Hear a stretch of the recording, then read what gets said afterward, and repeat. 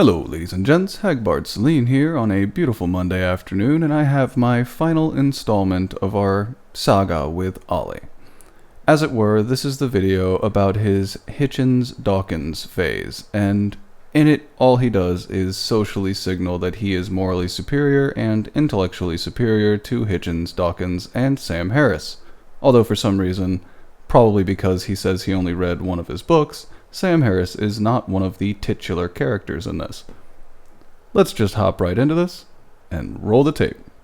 Welcome to Overanalyzing Vlogs, where I think too much about something. Do I? It's highly unlikely, Ollie, that you would overthink something, as you are a buffoon wearing your own anus as an intellectual crown of thorns. If you haven't picked it up from the context clues in the show, I'm not a big believer in God. Congrats, Ollie. Welcome to Atheism 101. Do you have a point aside from to signal the same way BuzzFeed's "I'm an atheist but I'm not" video did? And like a lot of atheists, I went through a phase where I was very enamored with the work of Richard Dawkins and Christopher Hitchens. Ollie, enamored is never a strong, skeptical, intellectual position. I had a sort of weak belief in God when I was a kid. I used to pray every night, and two of my grandparents were actually ministers. So, you were a believer who is now trying to distance himself from his presumably now embarrassing religious history. Don't downplay it. Own it like an adult, Ollie. And I knew that Jesus was somebody very important and that he was born on Christmas, but I didn't really understand his technical role in Christian theology. I wasn't old enough yet to understand that. But you were well on your way, weren't you, Ollie? But I read The God Delusion when I was pretty young. It came out in 2006, so I must have been 13. Oh, 2006, carry the... Oh shit, Ollie, you're younger than me by far. Shit, you're younger than my younger brother. Sorry, I need a moment, folks. And after that, I started calling myself an atheist, because I realized that if other people didn't really believe, then it was okay that I didn't really believe it either. Strong conviction is at the heart of old Ollie here. Clearly, he doesn't go with the crowds, or public opinion. As I got older and into my difficult teenage years, I read a lot more Dawkins, I read a lot of Hitchens. I went through a big Hitchens phase, but I've kind of grown out of that now. Ollie has since put behind him such childish things in his infinite wisdom of 23 years.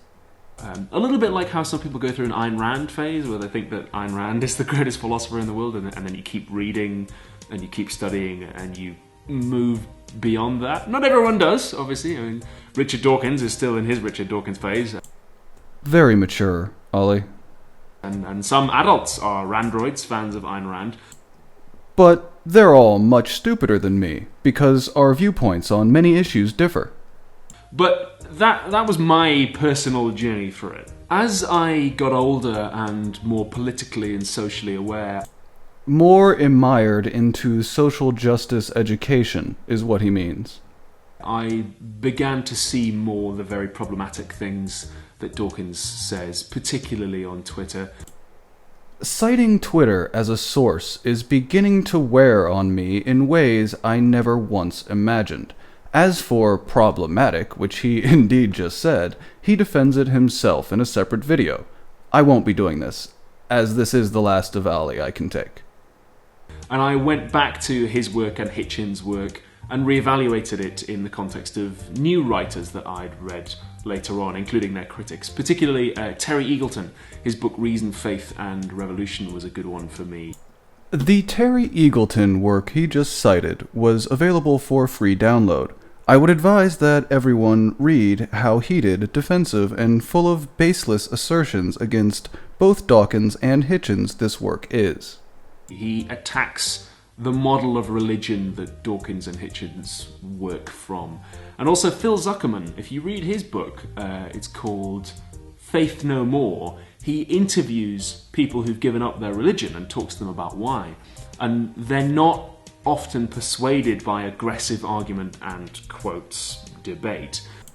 So this book of interviews is the be-all, end-all text on deconversions, is it, lad? So I began to question, I guess, the value of the Dawkins-Hitchens project and the way in which they were engaging in it. And I began to question what they, and some YouTubers like Thunderfoot and Jacqueline Glenn, I began to question what they were really trying to accomplish there. I would positively love to know what you implied there. I remember in particular I read the work of some Muslim scholars who were responding to the old Islam isn't a race, therefore criticism of it can't be racist chestnut, which we'll have to go into another time, but reading their responses to Dawkins and what they had to say about that old line made me realise just how racist and racialising Dawkins can be sometimes. Luckily, we've already covered this in the last 2 videos, but note his particular emphasis on making sure to read Muslim apologetics. I find it very interesting where your particular favoritism lies, Ollie. And I remember also on Twitter once there were some protests going on in the UK. People were protesting the economy, the state of the economy, and he said, if you don't like the way things are, then don't complain, you should run for Parliament and try and change it. And I remember thinking, yeah, but not everyone can afford to do that. If you want to be an MP in my country, you need to have a lot of money. You need to have a job that pays you a lot of money and that will give you a lot of free time, and not everyone can do that.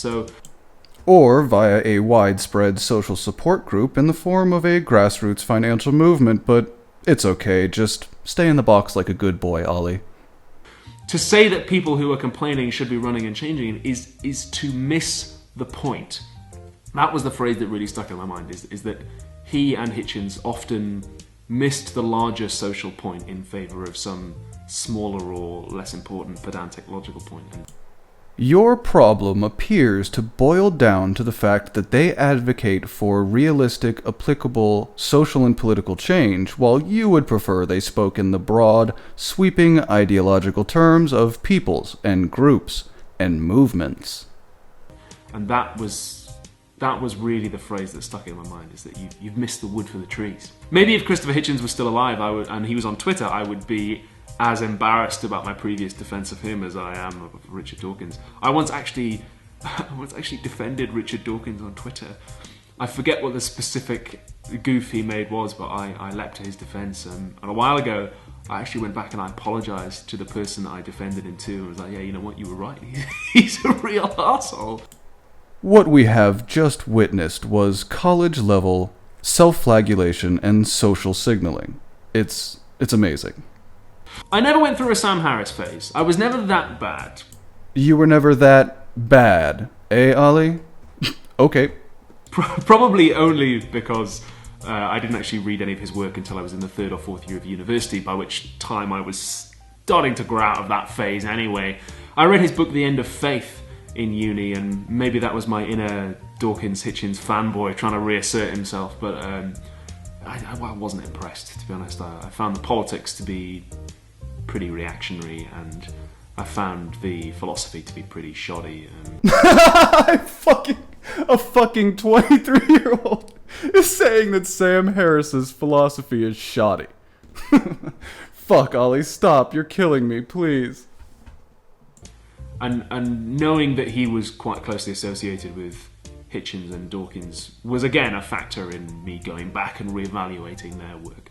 So, guilt by perceived association with those committing thought crime. Of course, Ollie. I do still agree with them on some things. I mean, I still don't believe in God, so I guess I think that they are right in their conclusion about that, even though some of their arguments aren't always great.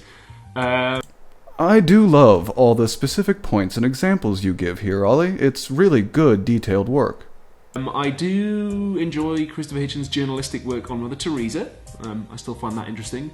And I think that he raises some interesting points about the implication for privacy and democracy if God were to exist. I don't necessarily agree with his conclusions on that, but I think he advances that discussion in interesting ways. And I guess I'm kind of a little bit with Dawkins about how evolution might pose more of a problem for monotheism than some people think. Wow, might, Ollie. Evolution might pose a problem.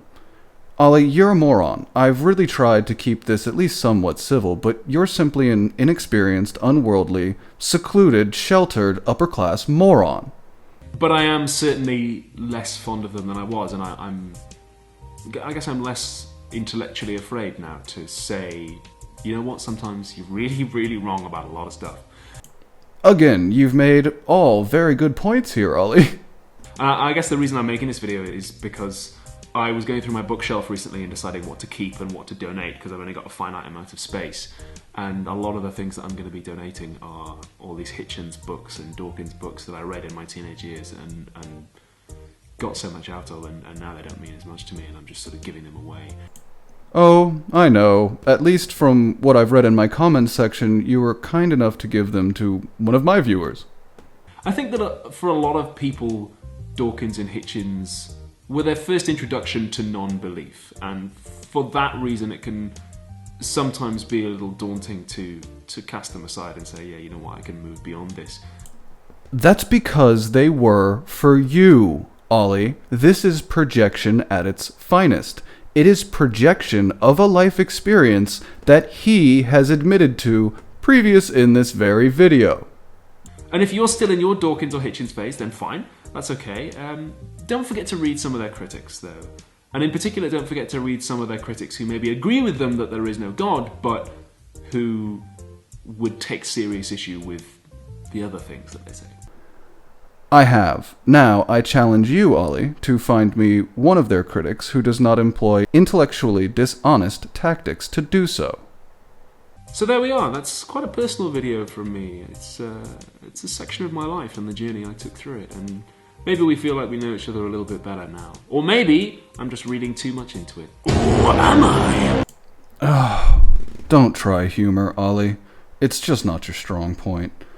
Oh, yeah, we're getting to know you, alright, and perhaps too well. But with that, we're done with Ollie.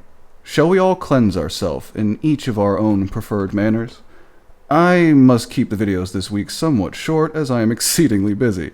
I hope you'll forgive me and know that there are more long diatribes coming in the future. Thank you for watching, thanks to all the new subs, and I will see everyone on Wednesday. Good luck and be safe out there.